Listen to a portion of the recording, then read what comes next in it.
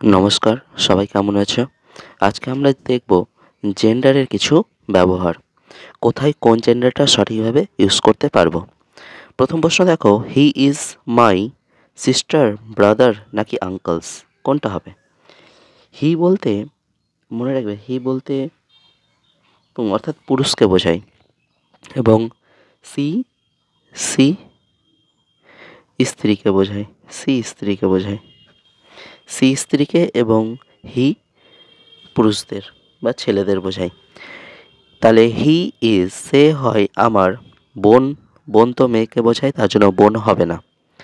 Brother আর uncle's, এই দুটোর মধ্যে কী হতে পারে? দেখো, আঙ্কলের সাথে এস দেওয়া আছে, আর হি অবশ্যই একজনকে বোঝাবে, তার জন্য আঙ্কলস হবে না, এটা হবে না, এটা হবে না। তাহলে কী হবে? ব্রাদার।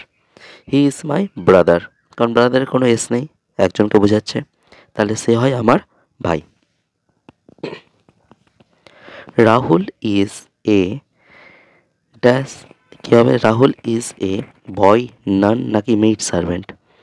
দেখো, রাহুল একজন ছেলে, রাহুল হয় একজন, নান হবে সন্ন্যাসিনী, নান ফেমিনিনকে বোঝায়, নান বোঝায় ফেমিনিন জেন্ডারকে বা স্ত্রী, আর মেইড সার্ভেন্ট এটাকেও বোঝায় ফেমিনিনকে।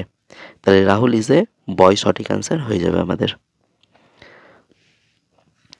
It is a boy, dog নাকি ক্যাটস? ইট যে প্রোনাউনটা আছে, এটা আমরা সবসময় কোনো প্রাণী, বস্তু এদের ক্ষেত্রে ব্যবহার করব।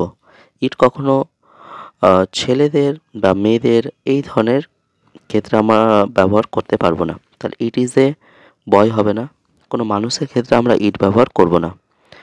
ডগ হতে পারে, ক্যাটস হতে পারে, কারণ ডগ আর ক্যাটস দুটো হচ্ছে প্রাণী, আমরা ব্যবহার করতে পারি।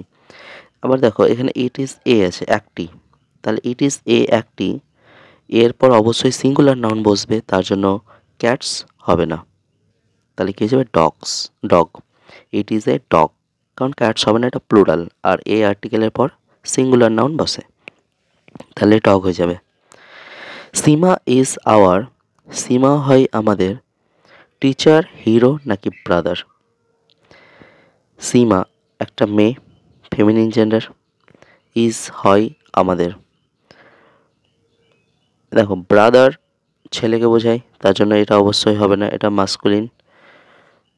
হিরো এটাও মাস্কুলিন, এটাও হবে না। তাহলে টিচার ছেলে এবং মেয়ে দুটোই হতে পারে, ফেমিনিন মাস্কুলাইন বা ফেমিনিন মাস্কুলিন দুটোই হতে পারে, তার জন্য সীমা ইজ আওয়ার টিচার সঠিক অ্যান্সার। দে আর স্টুডেন্ট, ফ্রেন্ড নাকি ডক্টরস? দে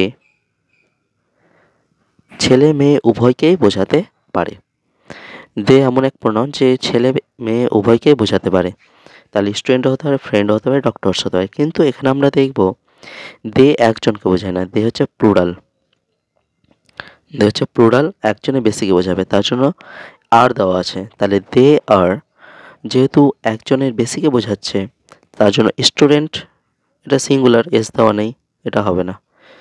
এরপর অবশ্যই প্লুরাল নাউন আসবে, দে আর স্টুডেন্ট হবে না, ফ্রেন্ডও সিঙ্গুলার আছে, এটা হবে না।